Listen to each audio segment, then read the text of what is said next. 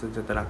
Nama saya Tamehan dan nomor bertik saya 10 DKM 18F1076. Saya hari ini nak presentation tentang DUA 6022 komunikasi dan penyiaran Islam. Dan tajuknya ialah penyalahgunaan dada. Dan nama nama pensyarah kita ialah Ustaz Noval Fazil bin Ismail. Pengenalan tajuk kita ialah dada atau bahasa Inggerisnya drug ialah bahan atau kimia yang amat membahaya kepada individu yang menggunakan kerana ia mengubah cara minta atau tubuh manusia berfungsi. Banyak hal yang berkaitan dengan dada sentiasa menjadi bahan dalam berita apabila mendengar sahaja perkataan dada. Kita akan terus memikirkan jenis-jenis dada seperti ganja dan heroin, tetapi sebenarnya terdapat beribu-ribu jenis dada di seluruh dunia ini yang digunakan oleh lebih kurang 200 juta manusia yang berbagai tujuan. Dalam manusia manusia semualah ada banyak jenis-jenis dada. Yang paling famous dekat sekarang ialah hallucinogen. Yang kedua ialah dispersion. Lepas tu cannabis, psikotropik, stimulan dan opiat. Okay. Saya akan bagi yang kawan saya Yuwanesh untuk sambung slide saya.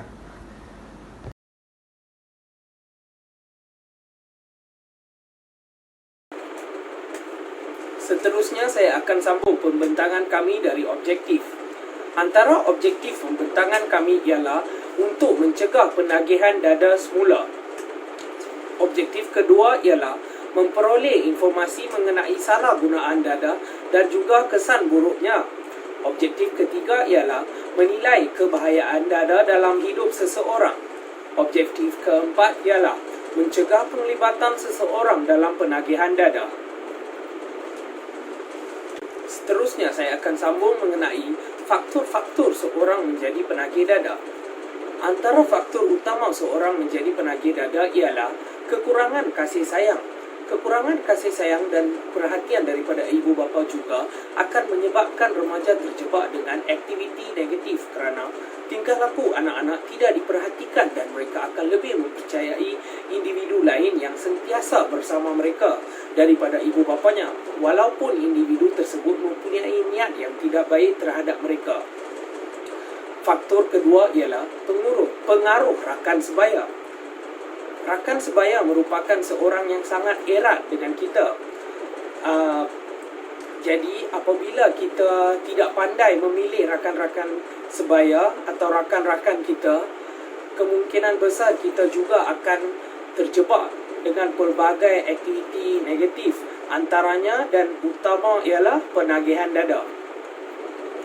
Faktor ketiga ialah tekanan daripada masalah yang dihadapi. Faktor ini juga merupakan suatu faktor yang sangat utama kerana ramai orang mempercayai bahawa apabila mengambil dada kita akan rasa lebih selesa dan lebih aman, tidak merasa apa-apa tekanan. Jadi ini merupakan satu konsep yang sangat salah, tetapi ramai gagal untuk memahami kebetulannya dan kebenaran bahawa konsep ini ialah salah. Jadi mereka tetap akan ambil dada. Faktor keempat ialah dipengaruhi oleh orang lain. Remaja yang masih lagi cuba untuk mengenal pelbagai aktiviti atau budaya baru tidak tahu membezakan antara gejala yang negatif atau positif. Remaja lebih mudah terikut-ikut dengan kata dan arahan rakan-rakan atau orang lain tanpa menyedari perkara itu betul atau salah. Contohnya, pada zaman sekarang setiap remaja mempunyai smartphone di tangan mereka. Jadi mereka sedang tengok YouTube, Facebook, Instagram, semua itu. Jadi apabila mereka tengok perkara-perkara dari orang barat, budaya barat ya. Di budaya barat itu mengambil dadah dikira sebagai okey. Ramai yang ambil dadah artis-artis yang terkenal.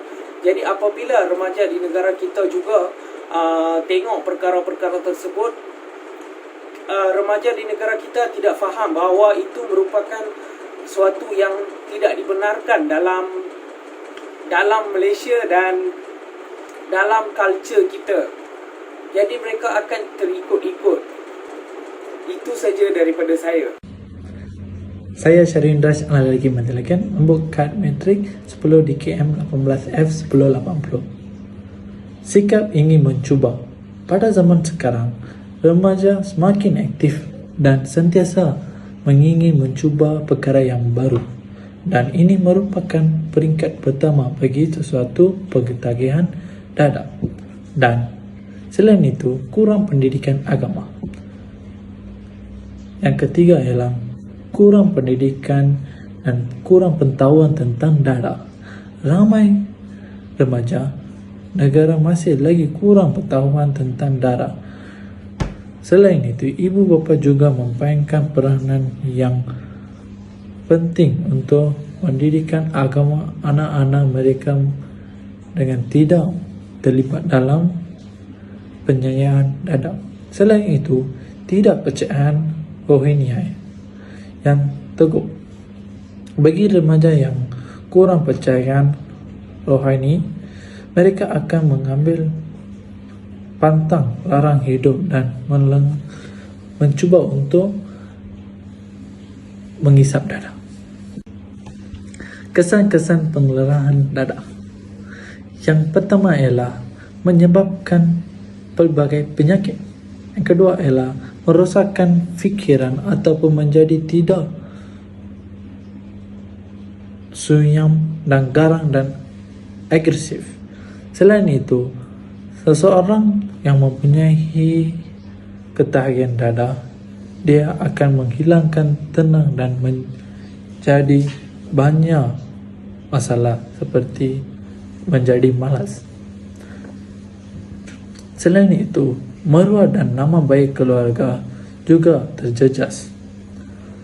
Suasana hidup dalam masyarakat tidak lagi terang kerana mendapatkan kejadian mencurian, merompak dan lain-lain lagi yang dilakukan oleh penagih-penagih dadah untuk mendapatkan wang untuk nambah beli dadah itu. Akhirnya, si penaga akan menjualkan diri daripada masyarakat umum dan bergaulan dengan kumpulan-kumpulan yang penagih dadah. Nama saya Rimbal Sintron, nombor kad metrik ialah 10 DKM 18F1094. Hari ini saya meneruskan pembentangan saya dengan langkah-langkah mengatasi kegiatan dadah. Yang pertama ialah pihak kerajaan mengenakan hukuman yang berat. Contoh hukuman yang boleh dihukum ialah hukuman gantung sampai mati. Yang kedua ialah melaksanakan pendidikan untuk mencegah dari penyalahgunaan dadah. Pihak yang berkenaan, sama ada kerajaan ataupun swasta, dalam usaha untuk membenteras isu penyalahgunaan dadah, perlu mengadakan pendidikan untuk mencegah. Yang ketiga ialah penubuhan pusat-pusat pemulihan. Pihak kerajaan juga telah menubuhkan rumah-rumah pemulihan yang bertujuan untuk memberi rawatan bagi penagih-penagih sama ada dari berbagai peringkat, umur, bangsa dan lain-lain. Yang terakhir ialah ibu bapa haruslah memainkan peranan. Contohnya menjadi yang sangat baik untuk anak-anak mereka. Yang kedua ialah siapakah pihak yang lain yang harus memainkan peranan selain pihak kerajaan. Yang pertama ialah guru. Guru adalah insan yang sangat rapat dengan muridnya di sekolah. Jadi mereka boleh mengajak pendidikan moral dan memberi penjelasan tentang apakah itu dadah. Yang kedua ialah ibu bapa. Ibu bapa ini boleh merapatkan anak mereka dengan Tuhan dengan membawa anaknya ke tempat beribadat sekurang-kurangnya seminggu sekali. Yang ketiga ialah agensi anti dada kebangsaan. Mereka ini boleh memberi kesedaran kepada sekumpulan manusia yang mengisap dada ataupun masyarakat melalui mengadakan kempen yang kesedaraan. Yang keempat ialah Polis Diraja Malaysia, PDRM. Mereka ini boleh memberi saman yang tinggi dan boleh menghukum dengan hukuman yang berat seperti hukuman gantung. Yang kelima ialah Jabatan Siasatan Jenayah Narkotik. Mereka ini boleh berhentikan penyebaran ini dengan mencari mereka yang menyebarkan dada melalui media massa ataupun memberi hukuman yang berat. Salam sejahtera, saya Sharwin Murugan. Saya ingin sambungkan perbincangan kami dengan terangkan tentang kempen-kempen yang boleh diadakan untuk mengatasi penyalahgunaan dada. Jadi, kempen yang pertama boleh diadakan untuk mengatasi penyalahgunaan dada adalah kempen gaya hidup sihat. Mana-mana pihak yang mampu seharuslah memainkan peranan menjalankan kempen mengenai gaya hidup yang sihat untuk melahirkan individu-individu yang berfikir positif. Contoh aktiviti yang boleh dilakukan ialah dengan mengadakan hari sukan, aktiviti senam aerobik dan sebagainya. Selain itu, kempen kedua yang boleh diadakan adalah kempen anti dadah. Agensi kerajaan maupun swasta perlu mengadakan kempen anti dadah di tempat-tempat penduduk ramai dan juga kawasan kediaman yang bermasalah bagi memberikan mereka pengetahuan dan kesedaraan kepada mereka tentang bahaya jika terlibat dengan penyalahgunaan dadah. Kempen keagamaan juga boleh diadakan untuk mengatasi masalah tersebut. Semua agama dengan tegas melarang penganutnya mengambil dadah. Jadi, mana-mana rumah ibadat seperti masjid, gereja, kuil dan tokong boleh menganjurkan kempen kesedaraan bahaya dadah. Seterusnya adalah pendapat yang ingin kami disampaikan. Pendapat yang kami ingin sampaikan adalah ibu bapa dan guru merupakan orang yang paling mudah untuk mendidik anak-anak daripada menghindari dari dadah. Ibu bapa perlulah memain peranan secara mendidik anak-anaknya sejak kecil. Ibu bapa juga boleh memberi didikan tentang bahaya dadah. Selain itu, guru dan pihak sekolah perlu mengadakan program-program yang berkaitan dengan penyalahgunaan dadah untuk mendidik pelajar-pelajar tersebut. Semua lapisan masyarakat perlu bersatu memainkan peranan dalam membasmi gejala dadah tanpa perasaan tidak kisah.